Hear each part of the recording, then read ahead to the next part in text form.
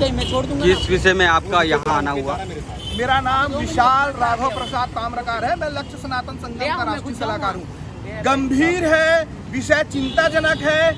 आप देख रहे हैं धमकियों के साथ राजनांदगांव में गौ रक्षक की हत्या भी कर दी गई। निरंतर हत्या हो रहे हैं। गौ रक्षक को जेल की सलाखों के पीछे डाला जा रहा है। जबकि छत्तीसगढ़ का सबसे बड़ा मुद्दा यह है कि नरवा, गरवा और घुरवा बारी। तो ये नरवा, गरवा, घुरवा बारी जो हमारा है गाय से जुड़ा हुआ है। उसके बाद जब सरकार की योजनाओं को गौ रक्षक पूर्ण करने में लगे हुए हैं तो सरकार क्यों सूद नहीं ले रही है गौ रक्षक के लिए? ये स्थितियां कहाँ जा रही है?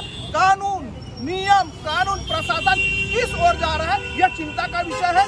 यह किसी व्यक्ति विशेष की लड़ाई नहीं है, सनातन धर्म को बचाने के लिए लड़ाई है। मुझे ऐसा लगता है भारत देश का क्या, छत्तीसगढ़ का क्या, सभी सनातनी योद्धाओं को ऐसे महान कार्य में अपनी भूमिका तय करने की आवश्यकता है।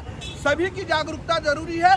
गाय है तो हम है, वो हमारी माता है। मैं बार बार प्रार्थना करूंगा, उमेश बिसेन भाई जिस हिसाब से निरंतर प्रयास कर रहे हैं उनका हमें हिस्सा बनकर हमें पूर्ण कार्यवाही करवाने के लिए जरूरी, क्योंकि गौ तस्कर जितने भी लोग हैं उनके खिलाफ हमें कड़ी कार्रवाई चाहिए। मैं शासन प्रशासन से मांग करता हूँ। जय जय श्री राम। यात्राएं कहाँ से लेके कहाँ तक की आपने की है? दार चौक से आईजी ऑफिस तक हमारी यात्रा है। इसलिए कि क्योंकि गौ तस्कर लगातार मेरे को पिछले कुछ वर्षों धमकी दे रहे, जान से मारना, अब तो परिवार पे आगे परिवार को मार देंगे। अब मुझ पर लगातार हाथ टूटा है, उन्होंने गाड़ी ठोकर से मारी, हाथ टूटा जब समय उन्होंने मारा। और इसके पहले भी 4-5 से 5 दफ़े हमला कर चुके हैं, जिसकी शिकायत मेरे अन्य थानों में कर रही है। मेरे खुद के थाने में 3 FIR है, उसके बाद भी उन तस्करों पर कोई कार्रवाई नहीं होती। इसलिए मैंने दंडवत यात्रा के थ्रू आईजी साहब ज्ञापन देने गया। आईजी साहब मतलब जो अपने सबक अधिकारी आए, ज्ञापन लिए, ये प्रॉमिस किया है। जो हमने 2 ज्ञापन दिए, ज्ञापन दिया है जो धमकी दी उसके खिलाफ, और एक ज्ञापन दिया जो नामी तस्कर है छत्तीसगढ़ के अंदर में, मनोज और हरी साहू, और जो साथ में सलीम कबाड़ी, विवेक तिवारी और एक और चिंटू डैनियल, ऐसे जैसे तस्कर लोगों का तो अंदर किया जाए, क्योंकि पूरे प्रदेश में सबसे तस्करी ये लोग कर रहे हैं। अगर ये 2 व्यक्ति पड़ा गए, मनोज जंगेल, हरी साहू, तो पूरी तस्करी का खुलासा हो जाएगा और एक बड़ा मुख्यमंत्री की योजना को सफल बनाने में बहुत बड़ी भागीदारी तस्कर पकड़ने के बाद हो जाएगी। अपना परिचय दिए। उमेश बिसेन भैया आ रहा निकल। किस विषय को लेकर आना हुआ आपका?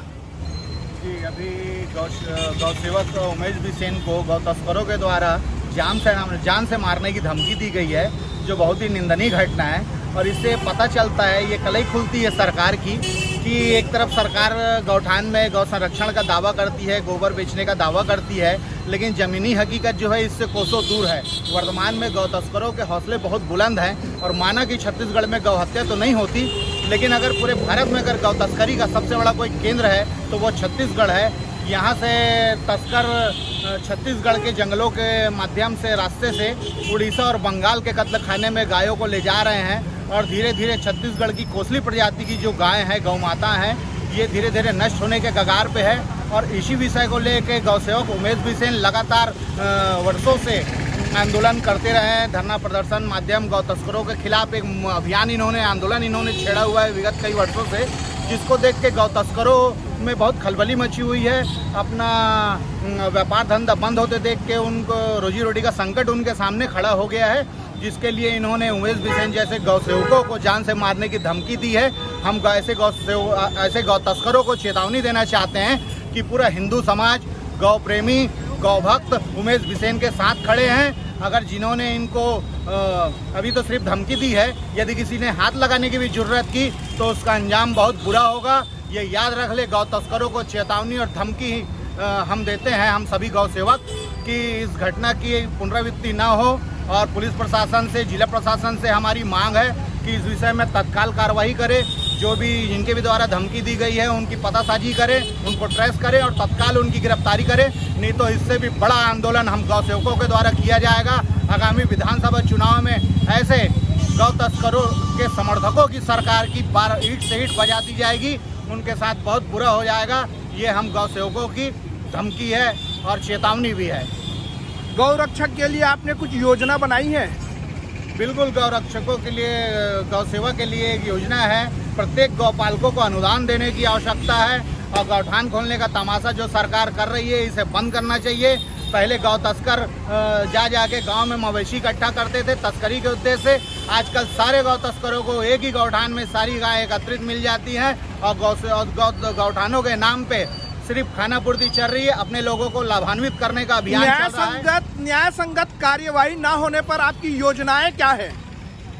न्याय संगत कार्रवाई न होने पे अभी उमेश बिसेन जी ने दंडवत यात्रा एक करी थी और माननीय वरिष्ठ पुलिस अधीक्षक को एक ज्ञापन सौंपा है और इस विषय में अगर कार्रवाई नहीं होती तो हम इसको लेके माननीय न्यायालय, उच्च न्यायालय, मुख्यमंत्री, डीजीपी, गृह मंत्री सभी के पास जाएंगे और फिर भी सुनवाई नहीं होती तो केंद्रीय नेताओं के पास हमारी गुहार हम लगाएंगे और इस विषय को व्यापक आंदोलन का रूप हम देंगे। अपना परिचय दीजिए। मैं प्रकाश नारायण शुक्ल, समाज सेवक, गौ सेवक। धन्यवाद।